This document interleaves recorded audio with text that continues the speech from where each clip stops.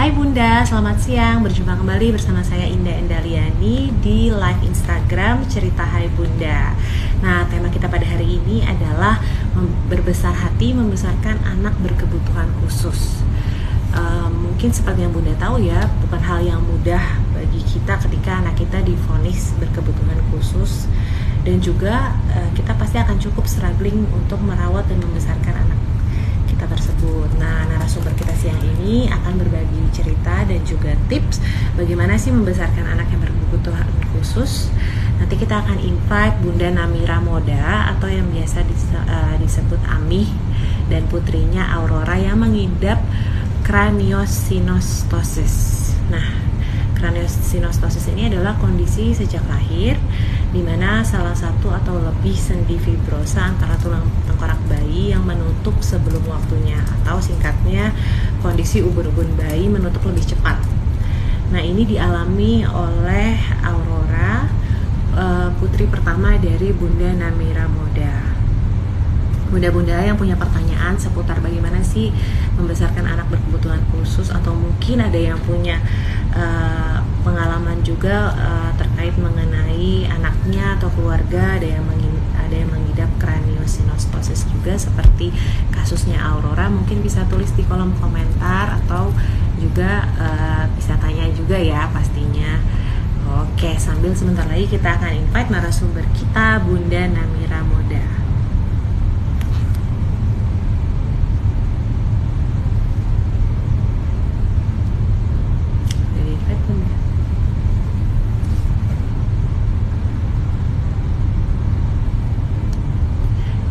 Jadi saya remind tema kita pada hari ini adalah berbesar hati membesarkan anak berkebutuhan khusus.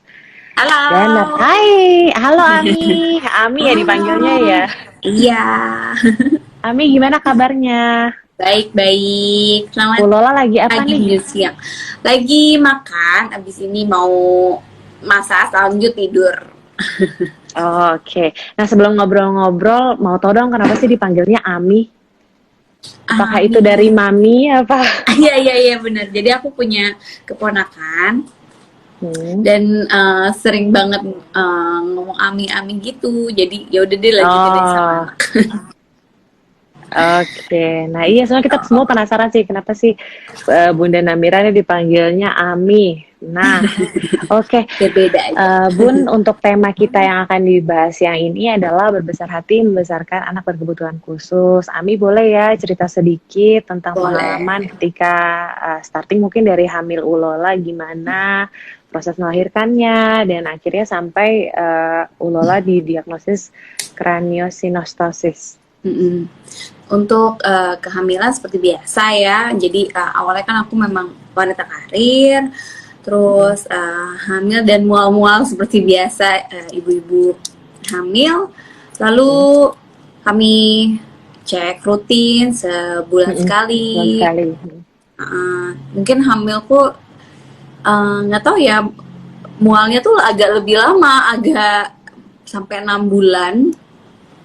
Jadi aku memutuskan untuk resign karena benar-benar mengganggu banget untuk aktivitasku kan. Nah, udah nggak ada diagnosa saat kehamilan, maksudnya udah terdeteksi kan sama dokter OB-GYN-nya.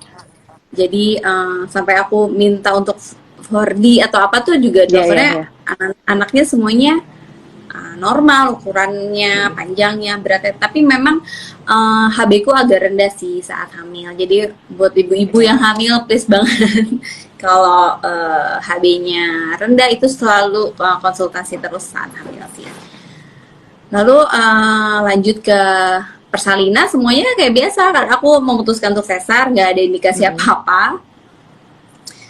Seperti biasa semuanya melahirkan, sesar normal semuanya.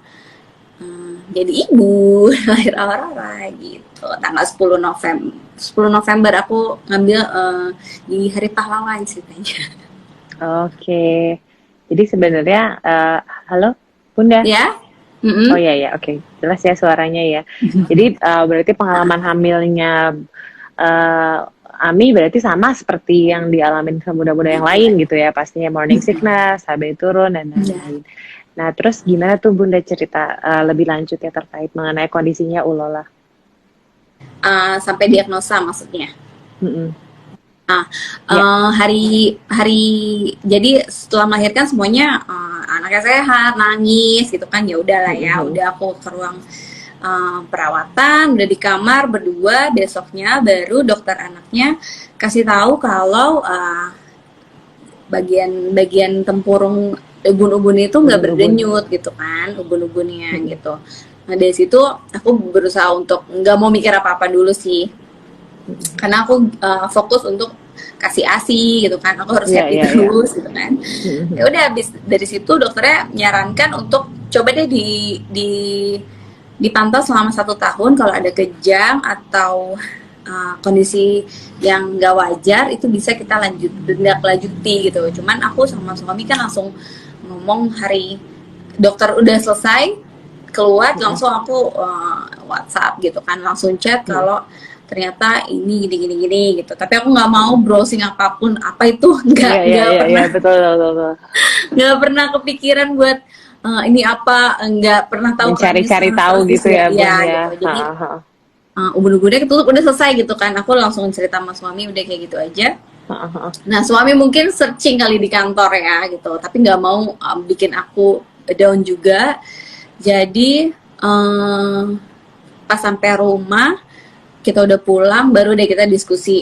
Ternyata ya suamiku agak-agak worry juga gitu kan, ini, dan dia banyak artikel, mungkin artikelnya terlalu yang meluas gitu bacaannya Ya, ya, dia. ya. Jadi bikin dia juga panik gitu. Langsung deh besoknya kita fokus gimana untuk ke dokter-dokternya. Jadi aku langsung lari ke dokter syaraf deh kayak gitu. Setelah ke dokter syaraf, jadi mungkin menceloknya agak jauh karena aku bener-bener tabu banget waktu awal punya anak. Lah, jadi aku langsung ke dokter bedah syaraf anak gitu. Jadi belum seharusnya ke yang paling basic dulu, dokter anak, dokter syaraf, baru ke dokter bedah gitu kan. Jadi karena emang aku udah bingung gitu, jadi ya udah ke dokter bedah syaraf untuk pemeriksaan. Nggak nunggu 1 tahun sih, jadi emang udah takut duluan, takut ada apa-apa kan. Jadi umur 2 bulan lah udah aku tindak lanjuti untuk MRI sama ronsen gitu. Jadi pengen tahu secepatnya aja sih. Sampai diagnosa. Bun, ketika Aurora itu di rumah sakit sama Bunda ya, habis selesai melahirkan, berarti kondisinya semuanya normal ya, maksudnya kayak bisa menyusut, terus nggak kuning gitu, jadi tetap pulangnya on time gitu ya, kayak setelah habis sesar 3-4 hari, terus pulang ke rumah gitu. Dan sudah dinyatakan sama dokter kondisinya oke gitu ya, tidak ada komplikasi dan lain-lain.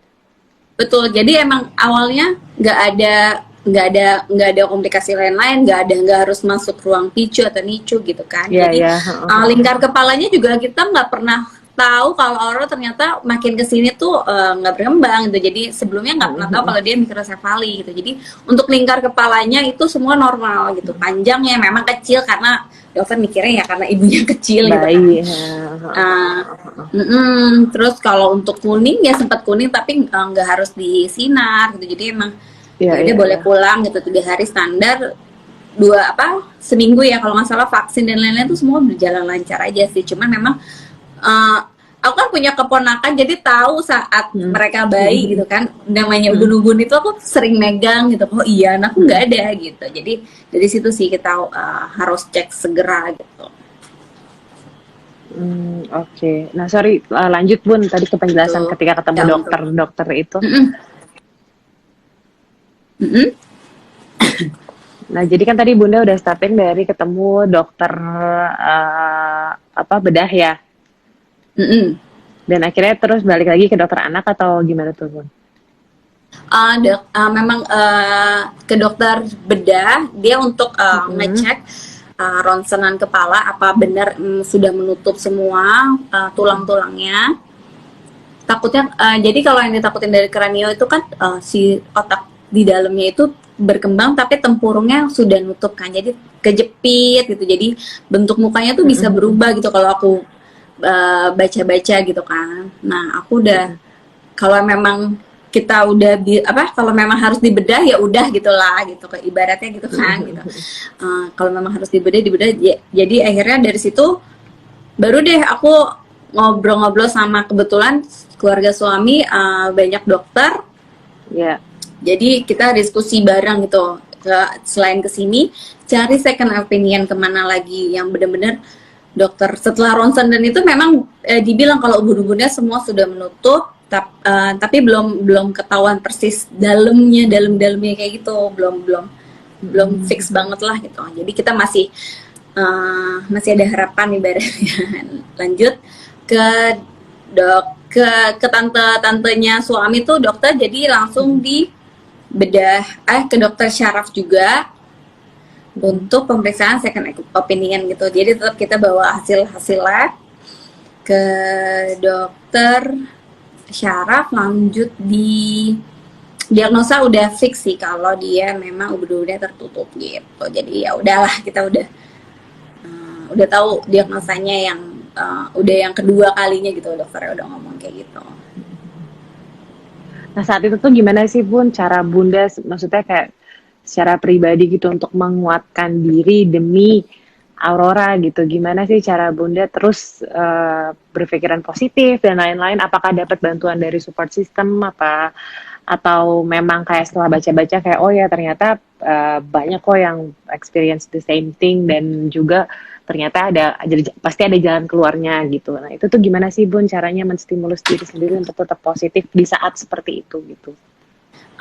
Mungkin di saat kayak gitu masih prosesnya masih panjang sih ya, karena aku yakin ini nggak sampai si craniosynostosis aja gitu hubungannya, pasti ada merembet-rembet nih kemana-mana gitu. Jadi aku benar-benar telusuri banget sampai diagnosa apa lagi. Jadi sampai sejauh dokter bilang tidak harus dioperasi, tidak harus dibedah tulang tempurungnya karena memang masih ada celah. Jadi si isi otaknya tuh masih ternyata brain atrophy. Jadi si otaknya memang kecil. Jadi kalaupun membesar membesar tidak terlalu cepat gitu. Nah, udah selesai itu mungkin aku banyak browsing gimana di situ sih, banyak proses banget sih. Aku nggak saat itu juga ya udahlah gitu, kayak nggak kayak gitu. Jadi memang proses sama suami juga. Iya, nangis itu udah pastilah, kecewa, marah sama diri sendiri, marah sama sekitarku, apa yang salah kayak gitu. Sampai yang penting aku sama suami nggak saling menyalahkan gitu kan. Mungkin seperti mungkin kamu sih dulu makannya apa kayak gitu. Kita jauh-jauh dari situ gitu kan. Atau enggak stigma yang keturunan lah apa gitu, karena memang aku cek ini bukan keturunan benar-benar bukan keturunan dari kedua orang tuanya gitu.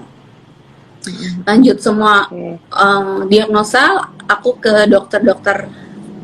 Jadi bertahap gitu kan. Saat itu Aurora tumbuh kembangnya mundur, stuck gitu, dan gizinya lambat. Jadi benar-benar aku downnya tuh banyak sih. Jadi setelah diagnosa kranio, dia ada cerebral palsinya, lalu menyerempet ke stunting, itu bikin aku drop lagi sih gitu. Jadi emang bertahap. Jadi untuk bikin aku dibilang mulus banget langsung legowo tuh enggak juga sih gitu. Jadi yang aku harus jalanin adalah gimana caranya aku menemukan dokter-dokter yang saling mendukung, menguatkan untuk tumbuh kembangnya Aurora. Jadi aku fokus dulu ke tumbuh kembangnya, pengobatannya. Urusan aku berdamai itu jauh banget perjalanannya gitu. Kayak ada setahun sampai saat ini sebenarnya belum dibilang ikhlas, ya sudah ikhlas, tapi ya manusia kan up and down gitu. Jadi ada sedihnya, ya sedih gitu. Jadi berproses aja gitu sampai akhirnya banyak, kita berdua bilang banget loh bunda-bunda yang menyupport. Lanjut ya Ami. Oke. Kalau sana cerita tentang Aurora yang pergi ke dokter dan lain-lain. Nah kalau sampai sekarang tuh, apakah masih ada terapi-terapi yang dilakukan Aurora secara rutin atau bagaimana tuh Bun? Terapi ya saat pandemi ini terapi itu orang dari umur 6 bulan. Jadi saat diagnosa sudah selesai, dokter kasih surat rujukan untuk terapi karena memang kita fokus untuk stimulasinya Aurora kan, biar otaknya semuanya terus berkembang gitu. Jadi aku pisah-pisahin tuh yang mana terapinya, terus nanti ke dokter gizinya itu aku beda-bedain lah semuanya. Pokoknya sekarang gimana Aurora tetap otaknya tetap kepake lah ibaratnya. Nah untuk terapi itu di klinik tumbuh kembang aku dari 6 bulan itu seminggu 3 kali dapat jadwalnya tuh. Jadi lanjut terus aku ganti-ganti klinik nih ceritanya, lagi-lagi kan ya orang tua pengen coba-coba. Jadi aku ganti ke klinik tumbuh kembang lagi.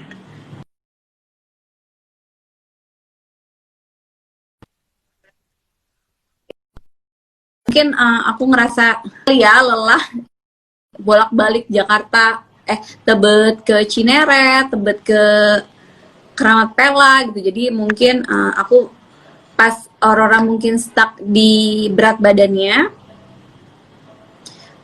aku fokus dan dia harus pakai NGT untuk berat badannya. Jadi aku harus stop terapinya karena memang dia kita penyesuaian sih, muntah dan lain-lain gitu. Jadi percuma juga gitu aku bawa ke terapi kalau dianya juga lagi kesakitan, lagi muntah-muntah terus gitu. Jadi aku diskusi lagi sama suami untuk mendingan stop dulu, terus lanjut. Aku panggil guru terapis, jadi terapisnya datang ke rumah. Tetap kita pakai seminggu 3 kali gitu. Jadi yang penting orangnya distimulasi.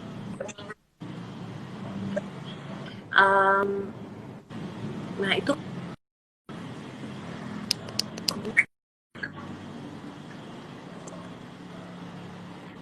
pernah nggak sih kalau dari Auroranya sendiri kayak lagi kalau kita lagi nggak mood nih gitu, nggak mau diajak terapi atau apa, pengen di rumah aja atau gimana? Namanya anak-anak kan pasti dia mengalami hal itu juga ya. Ya Aurora jarang menolak saat tadi, bukan yang aku nggak ngerti dia perasaannya kayak gimana, tapi aku sudah bilang ke dia kalau terapi itu bermain dan belajarnya dia. Jadi memang yang ke klinik tumbuh kembang yang kedua itu memang agak militer sih. Jadi bener-bener dia tuh nangis dan aku juga nggak tega sih gitu. Jadi bener-bener agak militer dan agak sedikit lebih kejam gitu. Jadi aku bikin dia di rumah terapinya, bilang juga dengan nyanyi-nyanyi gitu. Jadi dengan akunya juga mungkin happy, pendampingnya gitu. Kadang-kadang anak kan ada ya yang ada ibunya tuh jadi manja banget gitu. Iya. Iya. Jadi kadang-kadang juga ada mood-moodnya dia yang aku enggak. Iya, benar gitu. Jadi saat ada aku dia tuh rewel. Misalnya aku lagi nggak ada tuh kan terapisnya enggak kok, dia baik-baik aja gitu. Jadi mungkin dijaga moodnya gitu. Jadi Aurora itu paling aku jaga moodnya. Misalnya terapi saat dia sudah kenyang tidurnya, kenyang perutnya gitu. Jadi dia moodnya lagi bagus gitu. Jadi happy aja. Tapi kalau nangis dan lain-lain pasti ada lah, pasti ada. Gitu.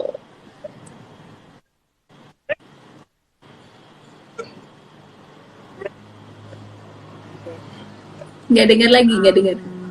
Bunda kalau misalnya mengenai makannya, apakah kalau untuk makan atau ada menu khusus atau bagaimana? Ada diet khusus juga dari dokter? Kalau untuk makanan sih sebenarnya bebas, tapi pantangannya mungkin ke alerginya dia, karena dia juga ada dermatitis atopik, alerginya yang harus harus dihindari gitu. Jadi aku berusaha untuk hindari juga, karena memang kulitnya itu juga kalau sudah kambuh eksimnya itu mengganggu tumbuh kembangnya dia juga kan. Kadang dia gatel karena kan dia nggak bisa ungkapin ekspresi dia gatal atau garuk gitu. Jadi aku hindarin kayak gitu-gitu.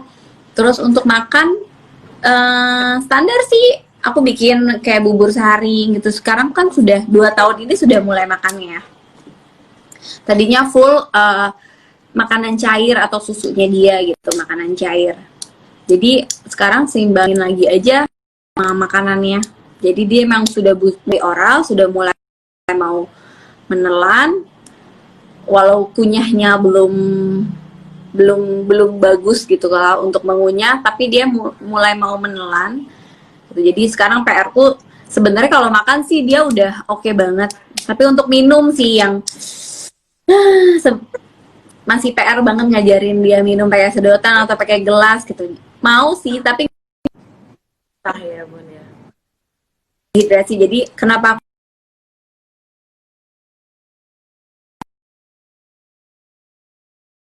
cabut sih NGT-nya itu 3 hari bertahap, 3 hari 4 hari aku pasang lagi seminggu, tapi ternyata kadar gula di tubuhnya tuh menurun dan dia jadi lemes gitu, jadi terus kurang cairan. Agak dokternya agak khawatir di situ, nanti kalau dehidrasi itu lebih bahaya lagi gitu. Jadi sampai memang bisa saja gitu kalau untuk mau cabut NGT-nya.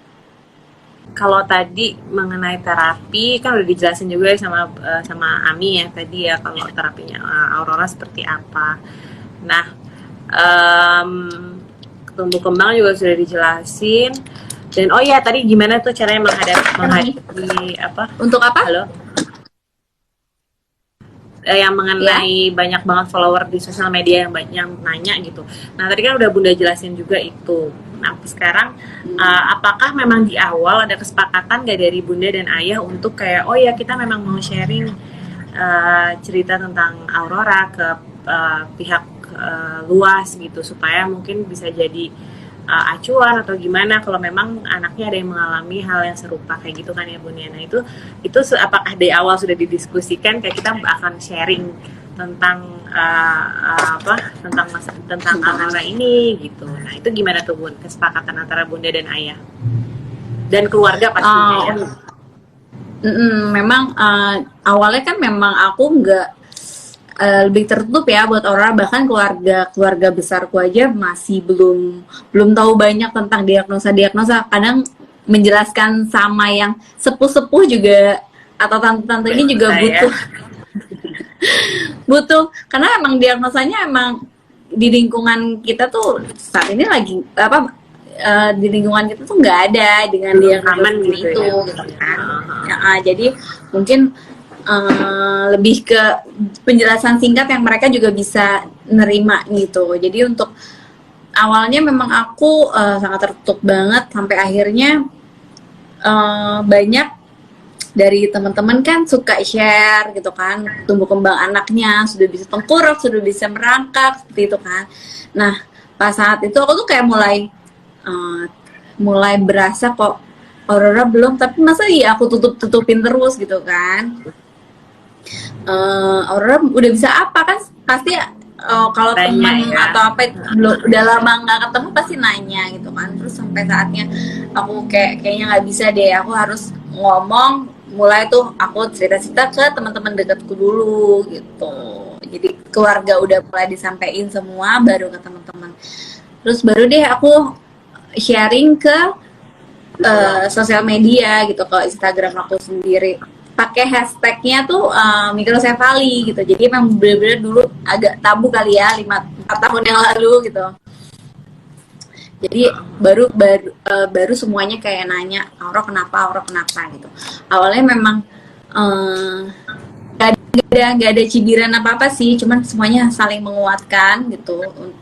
Pokoknya habis aku share itu aku ngerasa udah lega gitu kan ya, aku share apa diagnosa Aurora. Tapi suamiku agak masih ngapain share kayak gitu kan, dia masih bertanya-tanya juga. Aku bilang kayaknya nggak masalah deh gitu. Aurora aku nggak mau ngumpet-ngumpetin Aurora yang ternyata tumbuh kembangnya delay gitu kan. Aku nggak mau orang mikir apa-apa gitu, nggak mau mikir macam-macam lah ibaratnya. baru deh dari situ mulai aku bilang banyak banget ibu-ibu yang anaknya paling enggak sedikit support aja sih gitu informasi. Kalau untuk di Jakarta mungkin bisa lah masuk informasi-informasi aku ya kayak dokter-dokternya, terapisnya gitu. Aku yang masih agak kebingungan mungkin yang di daerah-daerah mungkin baca aja sekedar aware sama anak-anaknya mungkin yang kadang-kadang milestone-nya belum berkembang sesuai milestone tuh kayak sudah harus aware kayak gitu. Kadang aku juga sama orang itu baru ke ya gimana sering lanjutin nggak apa-apa lanjut aja ya kadang ya waktu sama Aurora juga baru sadar misalnya Aurora belum bisa tengkurap atau merangkak itu di dia 4 bulan 5 bulan gitu. Jadi aku pikir awal-awal ya udah tempurungnya aja yang tertutup, tapi untuk tumbuh kembangnya aku nggak pernah kepikiran untuk 5 tahun dia belum bisa jalan atau apa tuh aku belum sampai kepikiran kayak gitu. Jadi karena mungkin juga karena anak pertama aja. Juga ya Bun ya. Iya anak pertama yang masih tabu banget sama masalah-masalah seperti ini kan gitu. Jadi emang belum di rumah juga belum ada kasus seperti ini gitu. Oke. Nah selama membesarkan Aurora gitu ya Bunda sama Ayah sering ngerasa kayak aduh kayaknya harusnya saya lebih kayak gini deh gitu. Harusnya lebih kemarin kayaknya miss deh di sini harusnya seperti ini. Nah itu tuh gimana sih Bun? Apakah pernah nggak sih Bunda ngerasa seperti itu gitu? Dan ketika Bunda merasa seperti itu apa yang harus dilakukan? Ngerasa apa nih maksudnya? Maksudnya ngerasa kayak kayaknya ketika membesarkan Aurora harusnya lebih bisa seperti ini gitu. Karena kita suka mengkritik diri ya. Oh iya itu pasti juga sama Bunda gitu dan gimana ketika Bunda sedang seperti itu sedang mungkin down dan lain-lain. Untuk tumbuh kembangnya untuk kliniknya itu pasti misalnya orang tua kan pengen yang terbaik ya itu buat anaknya. Kadang-kadang aku mikir kenapa gue nggak pakai metode fisioterapi ini si ini tuh bagus tumbuh kembangnya gitu kan. Tapi balik lagi gitu kan kemampuan Aurora tuh ya sampai saat ini bisanya segitu aku balik lagi untuk nggak mau nge-push lama kelamaan ya nggak mau nge-push Aurora untuk pokoknya kamu 2 tahun lagi harus bisa jalan mau mau nggak mau atau gimana caranya gitu cuma kan jadinya beban ya buat aku apalagi buat anaknya udah terapi gitu tiap hari jadi kalau untuk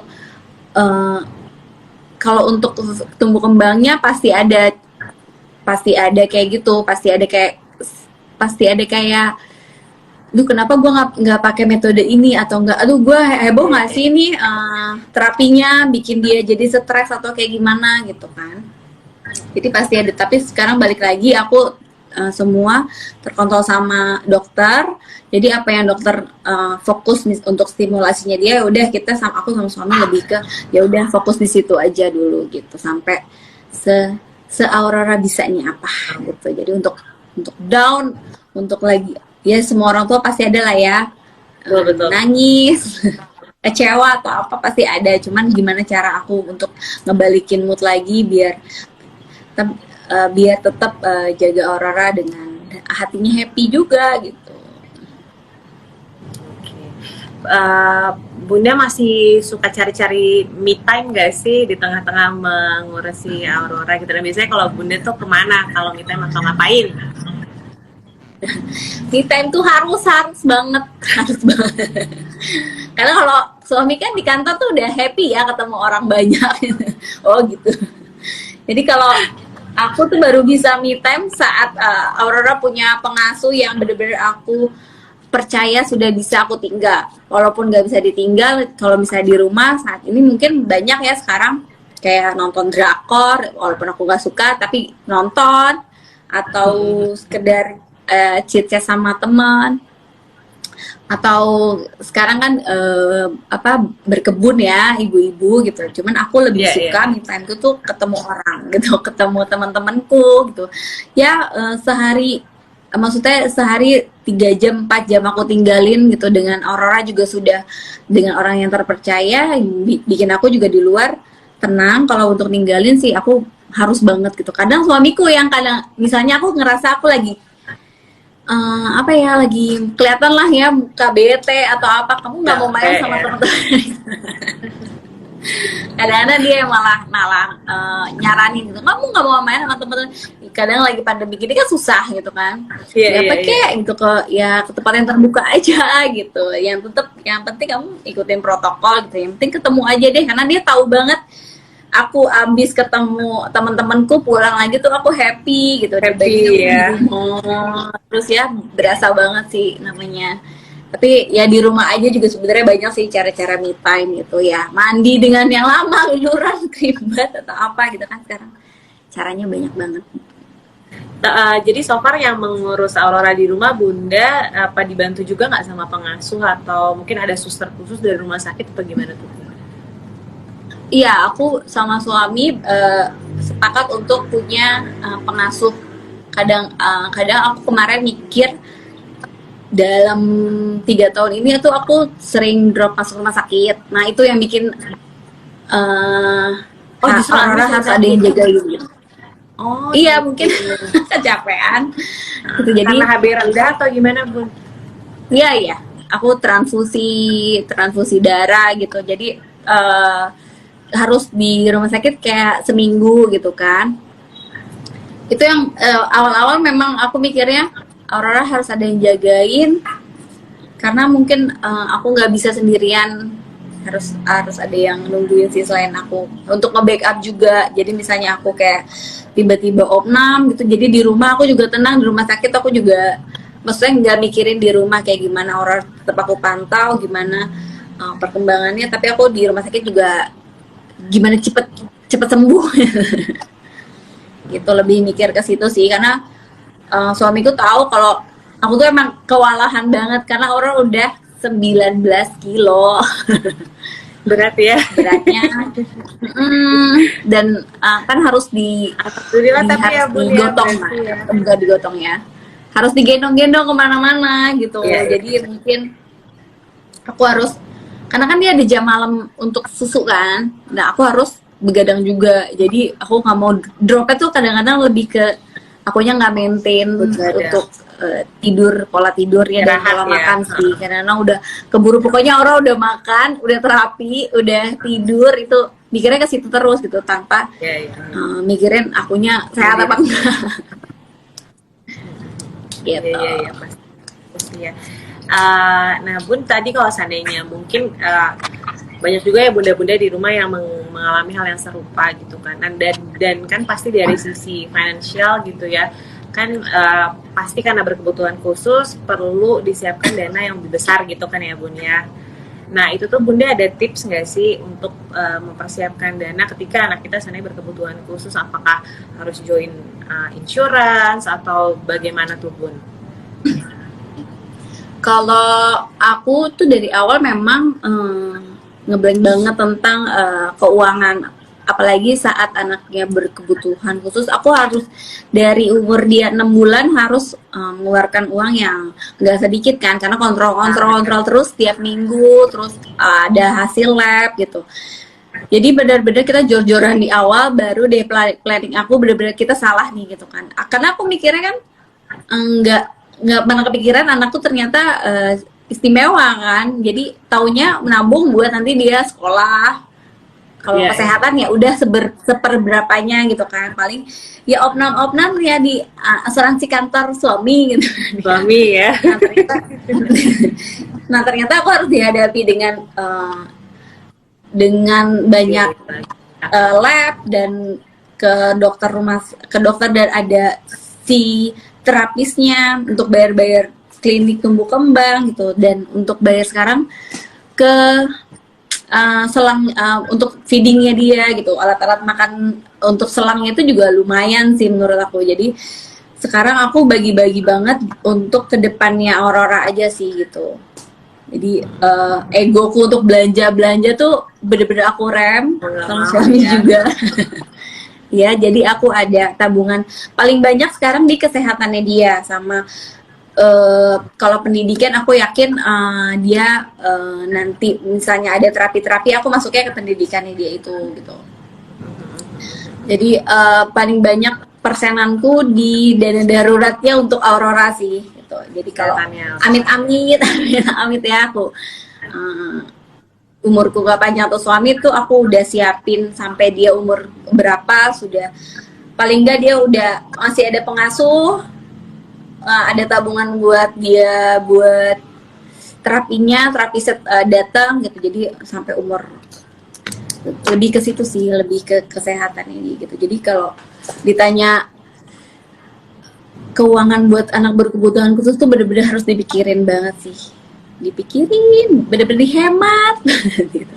Tapi Bunda ada nulis nggak sih terkait tentang itu di blog atau di Instagram atau kayak?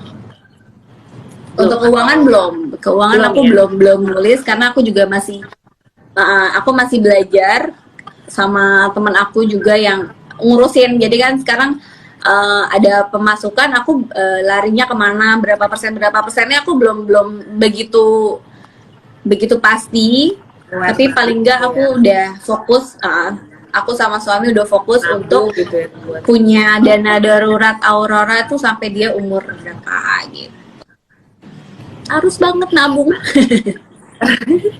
Nah, mungkin itu salah satu bentuk saling support ya Bun, antara Bunda dan Ayah. Boleh dong dibagi tipsnya ke kita gitu, gimana sih caranya tetap menjaga keharmonisan dan juga tetap bisa kayak mesra sama Ayah, dan juga ya sama-sama saling support lah ya, karena mungkin banyak juga bunda-bunda yang tadi yang kayak Bunda ceritain juga, yang kayak saling menyalahkan atau mungkin bingung harus curhat seperti apa ke suami dan lain-lain. Nah, itu gimana tuh Bun tipsnya? Kalau mesra kadang-kadang sih. Jadi followerku udah tahu kalau suamiku tuh emang agak rada-rada galak. Gak galak dia sayang, cuman bentuknya mungkin caranya beda ya.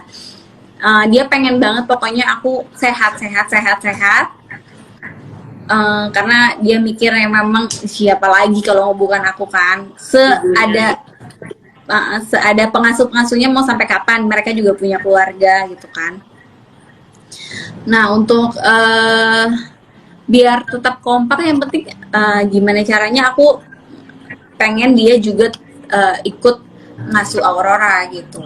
Jadi kalau misalnya weekend, aku gimana caranya kamu deketin sama anak, karena aku pengen dia deket juga sama Aurora sama seperti, maksudnya nggak dibeda-bedain gitu loh. Aurora tetap bukan yang spesial yang harus tiduran aja gitu. Jadi kalau kita bilang Aurora harus ke birthday party temennya, ya aku datang. Aurora harus ke playground, aku tetap ke playground gitu, walaupun diliatin orang banyak gitu, karena Aurora kan masih spastiknya itu, misalnya lagi main kacang kalau di tempat keramaian tuh mungkin tingkahnya berubah, beda sama Aurora yang di rumah gitu kan, karena mungkin ramai atau apa dia berubah gitu. Tapi aku tetap biasain, enggak apa-apa gitu. Jadi aku awalnya juga suami kayak kasihan diliatin orang, enggak dicibir apa sih, cuman kan diliatin pandangannya kan pasti berbeda gitu kan. Iya. Tapi aku berusaha mentalnya juara banget, nggak apa-apa udah. Ya lama-lama terbentuk sih, kadang-kadang juga sedih ya Bun, anak gue diliatin gitu kan. Cuman ya balik lagi, ya udahlah gitu. Dia nggak ngelihat apa yang aku udah lakukan, di rumah gitu selama ini gitu. Jadi ya udahlah, cuekin aja kalau emang ada yang mau ngomong apa-apa gitu. Jadi sama suami tuh banyak malam-malam ngobrol. Ya nggak tentang Aurora semua sih, kadang-kadang kita juga akhirnya sampai ngomong apa sih, fokus kemana sih Aurora, fokus di happy aja udah. Nggak mau fokus Aurora harus jalan dong, harus gitu ya. Aku malah jadi beban kita berdua kan gitu. Ibaratnya Aurora harus gimana caranya kuliah di luar negeri kan, ibaratnya kalau kayak gitu masih berproses juga kan gitu. Jadi Jadi sekarang lebih ke mensyukuri hal-hal sekecil apapun. Kadang-kadang misalnya, Aurora udah bisa fokus loh ngeliat aku, gitu. Itu udah happy banget gitu kita. Kadang-kadang kan orang kalau misalnya ngeliatin kita fokusnya tuh emang gak terlalu lama gitu. Misalnya berapa detik fokus, terus tiba-tiba dia pandangannya kemana-mana lagi gitu. Tapi kalau misalnya, Aurora udah bisa fokus loh sama aku kalau lagi diajak ngobrol, nah itu udah, iya alhamdulillah seneng banget, besok lagi ya gitu. Ibaratnya diajak ngobrol lagi ya gitu. Kadang ya standarnya orang tua sih gitu, pengen yang terbaik ya, nggak ada orang tua yang sempurna kan, tapi pengen yang terbaik juga buat anaknya gitu. Aduh, Bunda luar biasa banget ya. Memang di sini banyak yang bilang Bunda ini mentalnya juara banget, dan yang lain juga pasti pada pengen mencontoh Bunda, dan memang inspiratif ya buat kita semua. Termasuk buat saya yang juga udah punya anak banyak, tapi tetap aja kalau ngelihat kayak aduh hebat banget ini perjalanannya, nggak mudah. Bunda, mungkin kalau tadi udah dapat support dari ayah gitu ya, mengenai pengobatannya Aurora nih sampai sekarang ini, Bunda sempat cari second opinion mungkin kayak ke luar negeri atau ada atau membuat komunitas yang kayak gitu-gitu, sempat nggak sih terpikir gitu? Atau memang mungkin sudah dijalani? Kalau untuk komunitas ada, karena semenjak aku sharing tentang Aurora, mau nggak mau semua ada yang DM misalnya, Kak anakku sama seperti Aurora tapi aku pilah-pilah lagi ya, jadi aku hanya ngebahas beberapa ibu special need, ibu dengan anak yang istimewa itu yang diagnosanya hampir-hampir sama. Jadi kalau selebih dari itu aku nggak ngerti kan, paling ya bantu support buat dia tetap harus menjalani hidup lah intinya gitu kan ya. Kalau untuk akhirnya banyak satu akhirnya kita punya super special mom, akhirnya aku bentuk di WhatsApp. Nah sekarang aku udah patenin, maksudnya grupnya ya untuk kurang lebih kayak 60 member ya, 60 sampai 70 lah aku lupa. Jadi aku mau fokus di situ dulu, nggak mau nambah dulu. Jadi aku pengen kita semuanya benar-benar support dulu satu sama lain. Jadi nggak grupnya diem-dieman aja gitu kan, benar-benar saling ngebantu, saling support satu sama lain gitu.